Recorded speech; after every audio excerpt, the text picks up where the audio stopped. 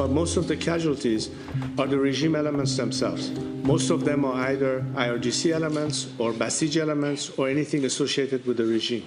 In fact, the minute what happened on January 8th and 9th happened, I called for people to stay at home, to protect themselves. First and foremost, to put their personal safety as a priority. به محض اینکه 8 و 9 ژانویه اتفاق افتاد، من از مردم خواستم که در خیابون، در خانه‌هاشون بمونن، از خودشون محافظت کنن.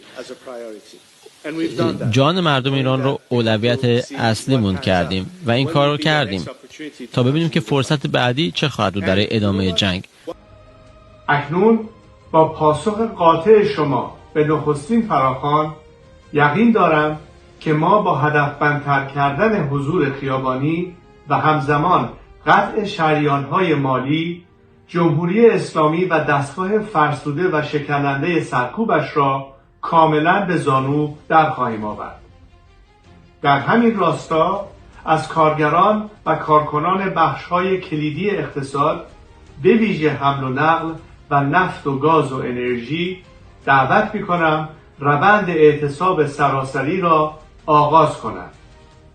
همچنین از همه شما می‌خواهم امروز و فردا شنبه و یکشنبه 20 و 21 دی ماه این بار از ساعت 6 بعد از ظهر با پرچم، تصاویر و نمادهای ملی به خیابان‌ها بیایید و فضاهای عمومی را از آن خود کنید. هدف ما دیگر صرفاً آمدن به خیابان نیست. هدف آمادگی برای تسخیر مراکز شهرها و حفظ آنهاست. برای رسیدن به این هدف تا حد امکان از مسیرهای مختلف به سوی بخش‌های مرکزی‌تر شهرها حرکت کنید و جمعیت‌های جدا را به هم پیوند بزنید. همزمان از همین حالا برای ماندن در خیابان آماده شوید و تدارکات لازم را تهیه کنید.